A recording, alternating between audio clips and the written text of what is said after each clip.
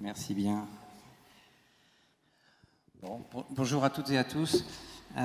Tout d'abord, je voudrais dire un grand merci donc aux organisateurs d'avoir accepté cette présentation supplémentaire, non prévue, et qui s'inscrit dans un projet plus global qui est soutenu par l'Institut de la transition environnementale et qui porte sur l'approvisionnement, la distribution, l'utilisation, l'impact et le devenir des moustiquaires imprégnés.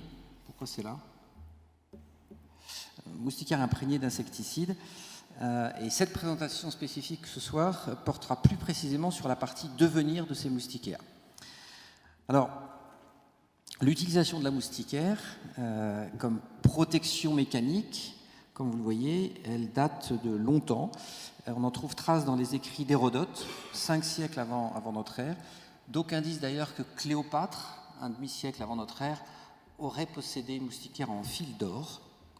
Sauf que le problème, c'est qu'une moustiquaire, lorsqu'elle est mal utilisée ou bien mal installée, elle peut au contraire devenir un piège à moustiques. C'est d'ailleurs ce qu'on utilise dans les études entomologiques. C'est une propriété utilisée.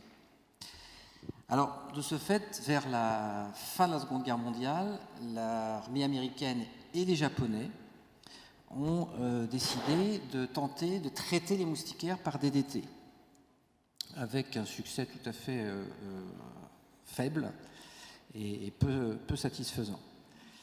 Et donc, c'est finalement en juin 1983 que Pierre Carneval, il y a donc 40 ans, Pierre Carneval, avec qui nous développons ce projet, a eu l'idée d'imprégner les moustiquaires avec un pyréthrinoïde de synthèse, en l'occurrence la permétrine. Les pyréthrinoïdes de synthèse ont la propriété d'avoir un effet dit knockdown, un effet qui met KO les moustiques.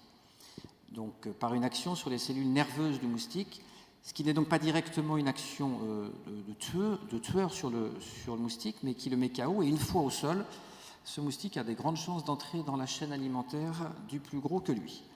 Et donc Pierre Carneval est ainsi l'inventeur de la moustiquaire imprégnée d'insecticides. Alors ces premières moustiquaires imprégnées, elles étaient originellement en coton. Ensuite, les fabricants ont trouvé des procédés industriels pour non pas imprégner la moustiquaire, mais coller l'insecticide sur la fibre, voire même l'intégrer dans le polymère du tulle.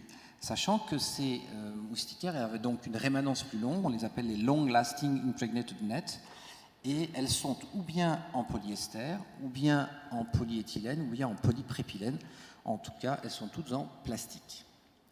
Alors, quelle est l'évaluation, quel est l'impact de ces moustiquaires imprégnées depuis 40 ans ? Eh bien, si on se réfère à une étude qui a été menée par Batt et son équipe, portant sur la période 2000 à 2015, en regardant les 3 interventions principales sur la lutte antipaludique, que sont donc les moustiquaires imprégnées d'insecticides, les combinaisons thérapeutiques à base d'artémisinine ou les pulvérisations intradomiciliaires. Toutes confondues, ces mesures ont évité 663 millions de cas de paludisme de 2000 à 2015, dont 68%, c'est-à-dire 451 millions de cas évités grâce aux seuls moustiquaires imprégnés d'insecticides. Alors la vie d'une moustiquaire, c'est quoi ? C'est d'abord l'approvisionnement. L'approvisionnement est multiple, multisource. Ça peut être le Programme national de lutte antipaludique, les programmes internationaux, et en particulier beaucoup l'UNICEF, toutes les ONG confondues, ce qui rend difficile la comptabilité de ces moustiquaires approvisionnés dans chaque pays. Ensuite, il y a la partie distribution. Il faut savoir que la totalité des moustiquaires fournis à un pays ne sont pas distribués. Il y a encore aujourd'hui des stocks considérables de moustiquaires stockés, non distribués. Il y a depuis quelque temps un programme de distribution systématique aux femmes enceintes. La première consultation prénatale, elles reçoivent une moustiquaire imprégnée. Et puis il y a un problème aussi de répartition qui n'est pas toujours équitable selon les besoins et selon la taille du foyer.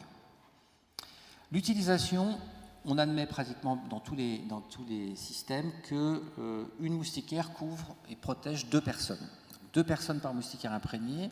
Elles sont parfois détournées, elles ne sont pas utilisées toujours comme moustiquaire de lit, mais parfois comme moustiquaire de fenêtre, ce qui les rend encore utiles. Et parfois, elles sont non utilisées. Par exemple, Je viens de vous parler des consultations prénatales.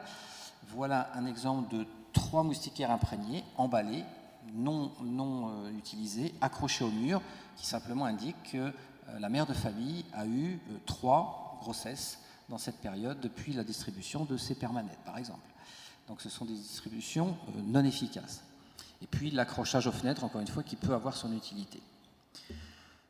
Le devenir, donc c'est là-dessus qu'on va essayer de s'intéresser rapidement, c'est la seconde vie, en quelque sorte, entre guillemets, vous allez voir pourquoi, de ces moustiquaires, qui peuvent devenir des filets de pêche, des auvents, des grillages, des voiles de mariée, etc., etc. Vous allez voir ce que ça peut devenir. Et puis lorsqu'elles sont usagées, elles sont abandonnées. Lorsqu'elles sont abandonnées, elles sont mises à la décharge, ou enfouies, ou brûlées avec les vapeurs toxiques, dont le CO2, qui sont produites.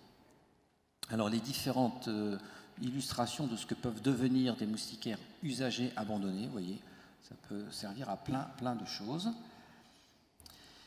Alors maintenant, le revers de la médaille. On a vu l'avers de la médaille, qui était illustré par Alphonse Lavrant, le découvreur du plasmodium, l'agent du paludisme. Là, c'est le revers de la médaille. Pour ce faire, donc, Rachidou Orou, qui est ici, a conduit donc, récemment, en juillet dernier, une enquête au Nord-Bénin, à Djougou. Djougou, c'est 35 000 ménages. Et la moustiquaire la plus utilisée, à 75%, était la marque Interceptor G2. Cette marque Interceptor G2, elle contient un pyréthrinoïde de synthèse, l'alpha-cypermétrine, 100 mg par mètre carré, et le chlorphénapyr, qui est une sorte de starter, qui est aussi un produit qui lutte contre les moustiques, mais pas sur le système nerveux, mais sur le système respiratoire du moustique, à 200 mg par mètre carré. Ces moustiquaires pesaient 650 grammes, elles pèsent 650 grammes, elles font 15 mètres carrés, donc elles contiennent 1500 mg d'alpha-cypermétrine, si on ne s'intéresse qu'à l'alpha-cypermétrine. On laisse de côté pour l'instant le chlorphénapyr. Eh bien, l'enquête de Rachidou a montré qu'environ, en moyenne, 2,53 moustiquaires usagés étaient abandonnés par foyer et par an dans cette ville de Djougou. Ce qui fait, avec un petit calcul arithmétique très simple, 133 kg d'alpha-cypermétrine relargués dans la nature par an et 57,6 tonnes de plastique, en l'occurrence de polyester, abandonnés. Si on fait une extrapolation au Bénin, ce qui reste encore acceptable, 1,8 million de ménages, ce qui fait 6,8 tonnes d'insecticides relâchés par an et près de 3000 tonnes de plastique abandonnés chaque année. Et si on s'aventure à faire une extrapolation à l'Afrique subsaharienne, c'est osé, mais ça donne un ordre de grandeur, 174,5 millions de ménages, ce qui fait 662 tonnes d'alpha-cypermétrine ou d'insecticides, de pyréthrinoïdes, relargués dans la nature chaque année, et près de 300 000 tonnes de plastique abandonné. Les dernières statistiques ont montré que de 2004 à 2020, il y a eu une production, une fabrication de 2,3 milliards de moustiquaires imprégnés, dont 86% ont été distribués en Afrique subsaharienne, ce qui fait 2 milliards de moustiquaires imprégnés fournis en Afrique subsaharienne de 2004 à 2020. Alors, quelle est la seconde phase de la médaille? C'est une médaille qui a 3 phases. Une première phase, un revers et une deuxième phase. Il faut certainement continuer d'utiliser les moustiquaires imprégnés d'insecticides. C'est essentiel pour la santé humaine, on l'a vu. C'est un des facteurs protecteurs les plus importants contre le paludisme. Et donc ça sauve un grand nombre de millions de cas et ça sauve un très grand nombre de vies. Mais il faut, lorsqu'elles sont usagées, les collecter et les recycler, ce qui est aussi indispensable cette fois pour la santé environnementale. Alors collecter, il faut motiver les populations pour collecter ces moustiquaires, il faut probablement certainement de fortes décisions politiques, il faut un procédé de recyclage derrière, on y travaille, et là je vais faire comme mon collègue de tout à l'heure, je vais me cacher sous le sceau de la confidentialité. Les essais sont en cours, les premiers tests devraient être faits dans les semaines qui viennent, et d'ici la fin de l'année on aura des résultats. Si tout ça est opérationnel, on aurait un bénéfice écologique double, plastique, insecticide, un bénéfice économique qui lui-même pourrait alimenter la motivation de la collecte, ce qui fait qu'un problème au départ qui est une double pollution, plastique et chimique, pourrait devenir un double bénéfice, health and wealth. Merci.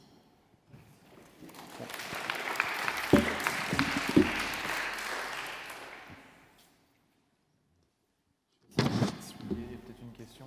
Non. Moi j'ai une question. Par rapport à l'imprégnation du coup avec la permétrine, comment le recyclage va pouvoir utiliser comme bénéfice justement cette imprégnation qui ne pourra pas être retirée? Non, on travaille uniquement sur le recyclage du plastique. Oui, mais du coup, ça sera du plastique imprégné, toujours? Non, on essaie de voir si on peut séparer voilà, et récupérer un bénéfice du plastique. Mais encore une fois, ça reste encore à l'état d'expérimentation, mais ça devrait être testé très prochainement. En tout cas, oui. Ok. Merci. Véronique. Merci. Du coup, pour continuer la question de Jean-Baptiste, en fait, vous allez extraire les molécules bioactives et puis après procéder au recyclage du polyester ou des polyolépines. En sachant que donc, pour ce qui est recyclage, il va falloir nettoyer en fait ce matériau. Donc en termes d'impact écologique direct, est-ce que réellement il y a une étude approfondie qui est faite en termes d'analyse de cycle de vie, par exemple, ou ne serait-ce que sur le procédé de recyclage tout seul, nettoyage plus recyclage? Oui. Et puis, quand on dit recyclage, on ne dit pas 100% de recycler dans les matériaux qu'on refait. Donc, on est aujourd'hui autour de 20 à 30% de recycler dans les matériaux recyclés, le reste étant du vierge. Est-ce que tout ça a été pris en compte ou c'est finalement le début, le démarrage de l'histoire? Non, on est au début. On est vraiment au début. Et l'Institut de la transition environnementale nous a soutenus pour amorcer cette étude. Et donc, elle a commencé par cette enquête faite au Bénin pour essayer déjà de quantifier la magnitude du problème. Et maintenant, on est en train de passer à l'aspect plus opérationnel. J'ai une question. Est-ce qu'il y a un objectif de revenir à des moustiquaires de coton? Et deuxième question, la production, elle est faite dans des pays développés, j'imagine. Est-ce qu'il y a un objectif de faire une production locale qui aussi développerait une économie locale et à base de coton?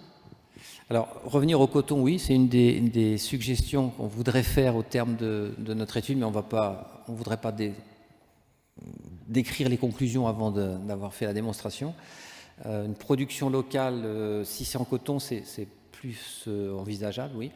Il faut savoir que le marché de la moustiquaire imprégnée, vous l'avez vu en termes de volume, c'est un marché conséquent. Les fabricants se positionnent et se bagarrent sur ces gros marchés. Il faut savoir qu'il y a un paradoxe, enfin pas un paradoxe, mais il y a les organismes internationaux, les ONG, les grands organismes internationaux cités tout à l'heure, ont l'impression d'avoir contribué à la lutte antipaludique au prorata du nombre de moustiquaires qu'ils ont approvisionnés. On l'a vu, ce qui n'est pas tout à fait relié. C'est-à-dire que ce n'est pas parce qu'on déclare 50 000 et puis on fait une surenchère à 100 000 et puis 150 000 qu'il y aura effectivement une utilisation derrière et un impact linéaire. Donc il y a ce travail aussi à faire avec les bailleurs et les mettre en relation avec les fabricants. Les fabricants ont compris qu'il y avait un gros marché sur ce secteur. Merci pour ce témoignage. Et puis alors, du coup, quand vous aurez les résultats voilà, vous reviendrez avec Johnny l'année prochaine ou dans 2 ans.